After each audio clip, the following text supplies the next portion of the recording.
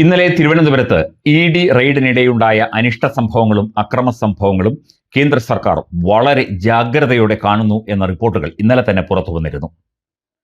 ഈ വിഷയത്തിൽ കേന്ദ്ര ആഭ്യന്തര മന്ത്രാലയം സംസ്ഥാന ചീഫ് സെക്രട്ടറിയോടും സംസ്ഥാന ആഭ്യന്തര വകുപ്പിനോടും വിശദമായ റിപ്പോർട്ട് ഒരാഴ്ചയ്ക്കകം നൽകാൻ ആവശ്യപ്പെട്ടിരിക്കുന്നു എന്ന വാർത്തയാണ് ഇപ്പോൾ അറിയാൻ സാധിക്കുന്നത്.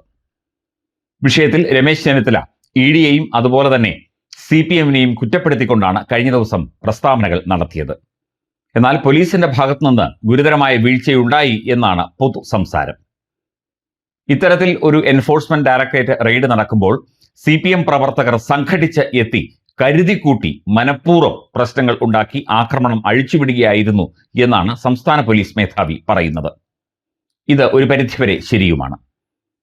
എന്നാൽ തിരുവനന്തപുരം ജില്ലാ സെക്രട്ടറി ജോയ് പറഞ്ഞത് ഇതിൽ CPM പ്രവർത്തകർ കുറവാണ്, പിണറായി വിജയനെ ആരാധിക്കുന്ന പിണറായി വിജയന്റെ ആരാധകരാണ് ഈ പ്രശ്നങ്ങളൊക്കെ ഉണ്ടാക്കിയത്, പിണറായി വിജയനോടുള്ള സ്നേഹം കൊണ്ടാണ് ഇത്തരം കലുഷിതമായ ഒരു അന്തരീക്ഷവും സംഘർഷവും അവിടെ ഉണ്ടായത് എന്നാണ് ഉത്തരവാദിത്തപ്പെട്ട ഒരു പാർട്ടിയുടെ ജില്ലാ സെക്രട്ടറി പറയുന്നത്.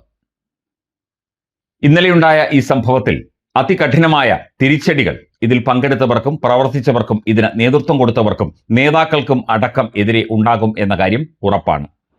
കേന്ദ്ര ആഭ്യന്തര മന്ത്രാലയം വളരെ വിശദമായി തന്നെ ഇതിലെ ദൃശ്യങ്ങൾ അതുപോലെ ഇനി കൊടുക്കാൻ പോകുന്ന പോലീസിന്റെയും ആഭ്യന്തര വകുപ്പിന്റെയും റിപ്പോർട്ടുകൾ ഒക്കെ തന്നെ പരിശോധിച്ച് ഇത് ഒരു ഭീകര പ്രവർത്തനത്തിന് സമാനമായ, രാജ്യദ്രോഹ നടപടിക്ക് സമാനമായ, അല്ലെങ്കിൽ ഒരു കേന്ദ്ര ഏജൻസിയുടെ ജോലി തടസ്സപ്പെടുത്തുന്നത് ഒരിക്കലും ഒരു രാജ്യത്തിന്റെ ഫെഡറൽ സംവിധാനത്തിന് ചേരുന്ന ഒന്നല്ല എന്ന നിലയ്ക്ക് കഠിനമായ വകുപ്പുകൾ ചുമത്തി കേസെടുത്ത് ഇതിൽപ്പെട്ടവരെയെല്ലാം ആജീവനാന്തം അകത്തിടാനുള്ള എല്ലാവിധ സംവിധാനങ്ങളും ഡൽഹിയിൽ ഒരുങ്ങിക്കഴിഞ്ഞതായുള്ള വാർത്തകളും പുറത്തു വരുന്നുണ്ട്.